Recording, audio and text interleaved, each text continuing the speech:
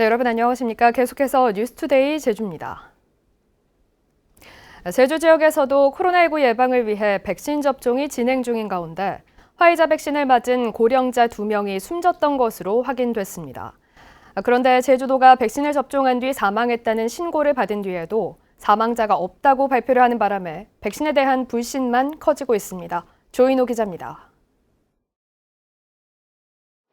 화이자 백신을 맞은 90세 할머니가 접종 닷새 만에 제주 한국병원에서 사망한 것은 지난 19일 저녁 7시쯤. 경찰과 119로부터 통보를 받은 제주도는 제주보건소에 사실 확인을 지시했고 보건소는 곧바로 사망자가 발생했다고 신고했습니다.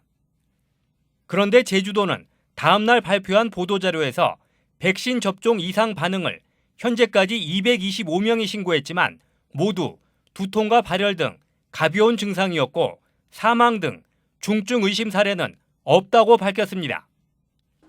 화이자 백신을 맞은 79세 할아버지가 접종 하루 만에 제주대 병원에서 사망한 지난 23일에도 마찬가지였습니다. 새벽 0시 4분 사망 판정을 받자 제주 동부경찰서가 아침 7시 30분 제주도에 통보했고 오전 10시에는 제주대 병원이 중증 의심 사례라며 신고했습니다.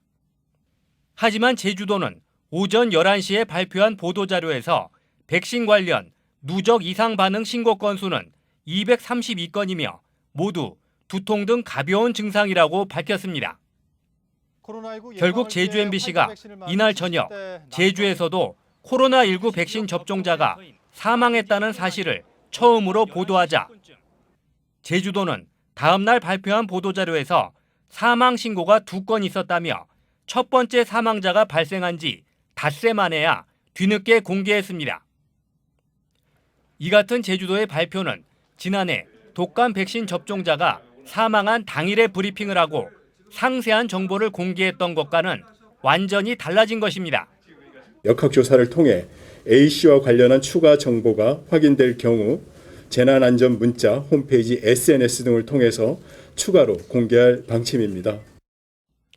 제주도는 인과관계가 명확하지 않은 상태에서 사망자를 적극적으로 공개하면 백신 접종에 영향을 미칠까 봐 조심스러웠다고 해명했습니다. 알 권리가 있고 그거를 공개를 하고 나서 사람들이 판단을 하고 나는 백신을 맞아야겠다, 안 맞아야겠다를 판단을 하는 건데 의심을 안 하고 마음 놓고 접종을 할 수 있도록 그런 방침을 해가지고 그렇게 유도를 해나가야지. 제주도는 코로나19 환자 발생 현황과 함께 백신 접종 이상 신고도 이처럼 날마다 상세하게 공개하고 있습니다. 하지만 유독 사망 신고만은 감추는 바람에 논란만 커지고 있습니다. MBC 뉴스 조인호입니다. 최근 제주 지역 아파트 값이 상승세를 이어가는 가운데 도심 신규 아파트 분양권 전매에 억대 웃돈이 호가하고 있습니다.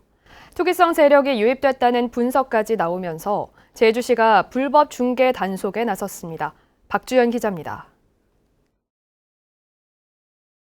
옛 대한항공 사원주택 부지에 조성 중인 204세대 규모의 아파트.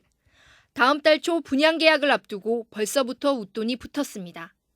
층수나 전망 등에 따라 다르지만 전용 면적 84제곱미터 기준으로 최고 1억 원이나 붙었습니다. 이해는 가능합니다. 매각지인 경우에 5천에서 한 7천 사이에 이렇게 피가 형성돼 있고, 자층인 경우에는 한 2천, 3천, 1억 원 주는데 왜 물론 돈을 더 주고서라도 실제 거주하려는 목적도 있겠지만 가격 차익을 노린 투기성 세력도 유입됐다는 분석이 나오는 상황. 지난해 9월 수도권과 광역시의 아파트 분양권 전매가 사실상 금지돼 제주와 같은 지방 소도시로 분양권 매수 수요가 이동하고 있다는 분석이 나오는 가운데 웃돈은 더 오를 것이란 전망도 나오고 있습니다. 이렇게 민간 분양 신축 아파트 거래가 과열 조짐을 보이자 제주시가 집중 단속에 나섰습니다. SNS나 인터넷에 시세에 영향을 줄 목적으로 가격을 담합하거나 온 오프라인에 일명 떴다방을 설치하고 이중 허위 계약서를 작성하는 행위를 단속하겠다는 겁니다. 일명 떴다방이라고 불리는 무자격자들이 시세에 영향을 끼칠 수 있는 가격 담합 행위 등 위법 사항이 있는 경우에 저희들이 강력하게 단속을 해서 사법당국에 고발 조치를 취할 예정이 있습니다. 전문가들은 웃돈거래가 급격히 상승할 경우 부동산 시장은 물론 지역 경기에도 악영향을 줄 수 있다며 지자체와 세무당국의 엄격한 감시도 필요하다고 지적하고 있습니다. MBC 뉴스 박주연입니다. 농촌에서는 본격적인 영농철로 접어들면서 일손 확보에 비상이 걸렸습니다. 특히 다음 달부터 마늘 수확철이 시작되는 가운데 코로나19 장기화로 외국인 인력 수급에 차질이 빚어지면서 일손 부족이 심각한 상황입니다. 김항섭 기자의 보도입니다.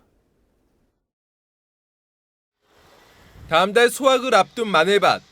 농가는 수확을 시작하기도 전에 벌써부터 마음이 무겁습니다. 하늘의 별따기만큼이나 어려워진 일손 구하기를 어떻게 해결해야 할지, 때에 맞춰 수확은 할 수나 있을지 걱정입니다. 답답하죠. 어떻게 할 것인가 먼저 걱정이 됩니다. 이 마늘 작업을 어떻게 끝낼 것인가. 다른 농산일보다 고된 마늘 수확 일을 하겠다는 사람을 구하기도 힘든 데다 부르는 품삯은 작년보다 10% 넘게 뛰었습니다. 일당이 아마도 10만 원대 이상 갈 것 같아요. 원래는 특히 더 사람이 없기 때문이죠. 부담이 되죠, 농가에서는. 인구 감소와 고령화로 인력의 절반 이상을 외국인 노동자에 의존해온 농촌 지역. 하지만 코로나19로 지난해 2월 이후 외국인 유입이 사실상 불가능해지면서 특히 15,000여 명에 달했던 미등록 외국인도 10,000명으로 5,000여 명이 줄어든 것으로 추산되고 있습니다. 코로나19 여파로 외국인 노동자들의 입국이 어려워지면서 농촌 지역의 인력난은 더욱 심각해지고 있습니다. 제주도는 군부대와 대학생 봉사단 등 가용 인력을 총동원해 농촌 인력을 지원하고 일반인 참여를 유도하기 위해 교통비와 간식비도 지원하기로 했습니다. 모집되는 대로 바로 농가에 투입될 계획입니다. 우리가 교통비하고 그다음 상해 보험료, 그다음 간단한 작업 도구라든지 이런 부분에 대해서 지원하고 있습니다. 또 체류 자격이 있는 외국인 노동자의 취업 활동 기간을 연장하는 등 대책 마련에 나섰지만 코로나19 장기화 속에 악화되는 농촌 인력난 해결을 위한 근본적인 대책은 마련하지 못하고 있습니다. MBC 뉴스 김항섭입니다. 제주도의회 교육행정질문에서 이성문 제주도교육감이 내년 6월 지방선거 도지사 출마 여부를 묻는 의원 질문에 즉답을 피하면서 출마 가능성을 열어뒀습니다. 오등봉 공원지구가 개발될 경우 학교 부지를 확보하고 2025년 일반고로 전환되는 제주 외고의 이전 여부에 대해서는 오는 7월까지 확정하겠다고 밝혔습니다. 오승철 기자입니다. 교육행정질문에서 가장 큰 관심을 끌었던 건 이성문 교육감의 정치 행보. 내년 지방선거에서 교육감이 아닌 도지사 선거에 나설 것이냐는 질문에 도민의 관심보다는 정가의 관심일 뿐이라며 일단 선을 그었습니다. 도지사로 출마한다는 설이 심심찮게 있었습니다. 잠옷 우리 도민사회에 이제 우리 교육감님이 행보에 대해서 궁금증이 많습니다. 도민의 관심보다는 정가의 관심일 거라고 보고 있고요. 저는 지금 중간고사 기간이고 코로나19가 일정 부분 안정적으로 될 때까지 오히려 다른 이야기를 한다는 것은 오히려 바람직하지 않다 이렇게 생각을 합니다. 최근 여기저기서 도지사 출마설이 흘러나오고 있는 데다 이 교육감이 적극적으로 부인을 하지 않으면서 묘한 여운을 남겼습니다. 본격적인 질의에선 초등학교 신설 문제가 도마에 올랐습니다. 수요 예측을 잘못해 아라초와 이도초 등은 과대 과밀 상태라며 오등봉 공원과 첨단과기단지 개발 계획에 맞춰 적극적인 대응을 주문했습니다. 어느 지역에 학교 용지를 좀 더 만들면 좋겠다라고 하는 적극적인 의지를 가지고 얘기를 해주셔야 도시 계획을 할 때 그걸 반영하지 않겠습니까? 이성문 교육감은 오등봉 공원이 개발될 경우 학교 용지를 확보하는 한편 첨단과학기술단지에 초등학교 설립을 검토하겠다고 밝혔습니다. 신설 여부는 추후에 주변 주택이 어느 정도 규모로 들어오느냐에 따라서 틀려지긴 하겠지만 일단은 학교 부지는 확보해야 되겠다라고 판단을 한 것입니다. 오는 2025년 일반고로 전환되는 제주 외고를 지금의 자리에 둘지 아니면 제주 시내로 이전할지에 대해서는 교육공론화위원회의 논의 결과가 나오면 이를 바탕으로 오는 7월까지 매듭 짓겠다고 강조했습니다. MBC 뉴스 오승철입니다. 손유원 감사위원장 예정자에 대한 제주도의회 인사청문회가 오늘 오전 10시부터 진행됩니다. 이번 인사청문회에서는 정치인 출신 인사의 감사위원장 적합성 여부와 원희룡 지사와 같은 새누리당 출신인 손유원 예정자가 감사위원회의 독립성과 중립성을 확보할 수 있을지가 쟁점이 될 것으로 예상됩니다. 또 지난 2014년 조천읍 출신 공무원에게 식사를 제공해 공직선거법 위반으로 벌금형을 선고받은 사안도 논란이 될 것으로 보입니다. 제주 MBC는 이번 인사청문회를 오늘 오전 10시부터 TV와 유튜브 채널로 생중계합니다.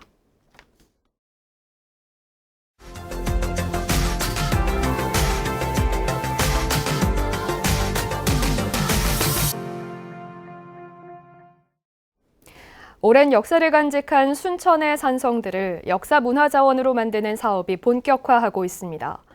정유재란 유적지에 이어 후백제 토성으로 알려진 순천 해룡산성의 역사자원화 프로젝트가 시동을 걸고 있습니다.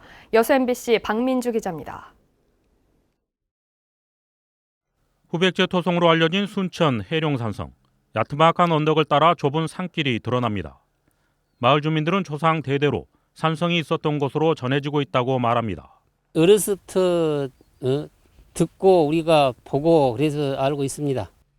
흙이 쌓인 비탈명 곳곳에서는 아직도 옛 토성의 흔적인 작은 기와 조각들이 하나둘 눈에 띕니다. 일반 돌하고 다른 것이 꺾은 부분, 이런 식으로 저희들이 옛날 옛모습을 다 찾아낼 수가 있습니다. 순천 해룡산성은 둘레가 2km가량 되는 토성으로 지난 2002년 순천대 박물관이 일부 지역을 시굴 조사한 결과 통일신라 이후 시기에 규화편과 토기편이 다수 출토됐습니다. 행정 관할 역할을 하는 취소도 있었던 것으로 추정됐습니다. 순천시는 이 같은 역사성 있는 해룡산성을 역사 자원화하는 방안을 고민하고 있습니다. 올 하반기 전남도와 문화재청에 긴급 발굴 예산을 신청하고 발굴이 완료되면 도지정 문화재 신청에 나설 계획입니다. 더불어 국가정원과 산성이 맞닿아 있는 점을 고려해 정원, 산성, 순천만을 연결하는 생태, 역사자원으로 활용한다는 구상입니다. 문화재를 지정하고 또 문화재와 연계된 우리 순천만 정원과 연계된 이런 역사자원화 그리고 생태자원화 이런 방안에 장기적인 계획을 갖고 앞서 순천시는 외교성 전적지 일대도 국가사적으로 승격시켜 역사 공원화하는 사업을 본격화한 상황. 오랜 역사를 간직한 순천의 산성들이 역사 문화자원으로 재조명되고 있습니다. MBC 뉴스 박민주입니다.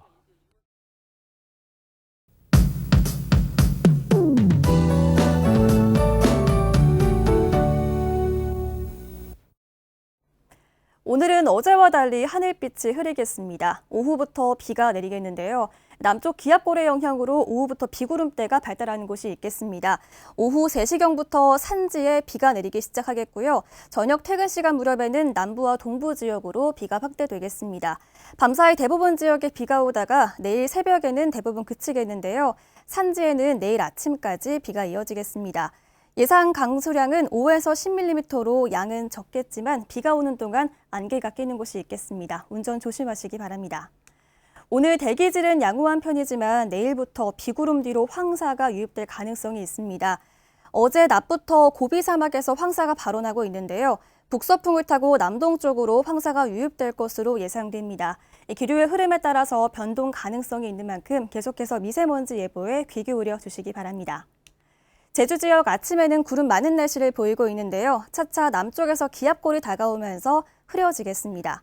아침 현재 기온 북부 지역 15도로 시작하고 있고요. 남부 지역 14도, 서부와 동부 지역은 12도로 시작하고 있습니다.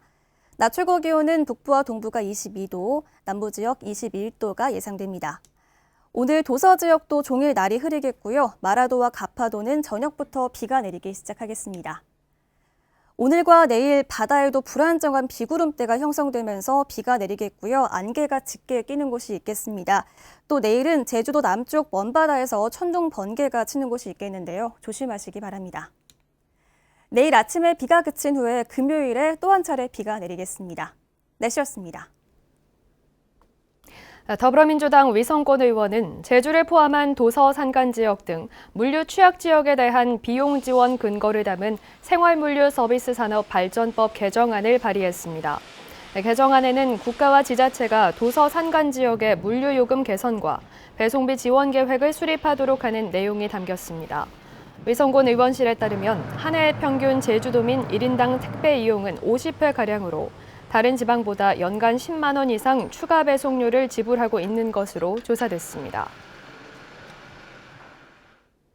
환경단체인 곧자왈 사람들은 성명을 내고 JDC가 지난 14일부터 사흘 동안 서귀포시 대정읍 영어교육도시 사업장에 소나무 재선충 방제 명령을 받고 감연목 60여 그루를 제거하는 과정에서 작업로를 만들며 종가시나무와 단풍나무를 베어내고 한물질을 평탄하게 하는 등 훼손을 했다고 주장했습니다.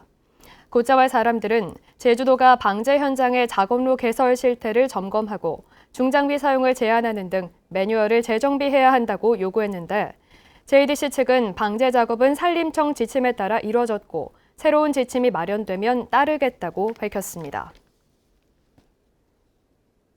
제주환경운동연합은 논평을 내고 제주도의회 환경도시위원회가 내일 열리는 도의회 상임위에서 제주시 오등봉공원 민간특례사업의 환경영향평가 협의안을 부동의하라고 요구했습니다.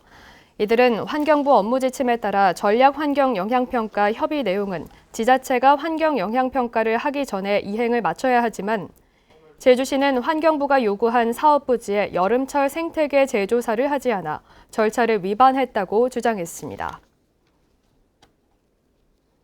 오는 9월 개최 예정인 유네스코 세계지질공원 제주총회가 12월로 또다시 연기됐습니다.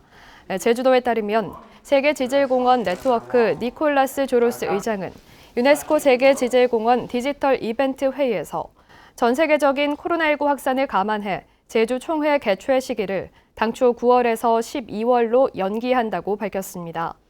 제9차 세계지질공원 제주총회는 70여 개국에서 1,500여 명이 참가할 예정인데 코로나19 상황이 지속될 경우 비대면이나 국내외 주요 인사를 중심으로 참여하는 방식으로 진행할 방침입니다. 뉴스투데이 제주를 마치겠습니다. 시청해주신 여러분 고맙습니다.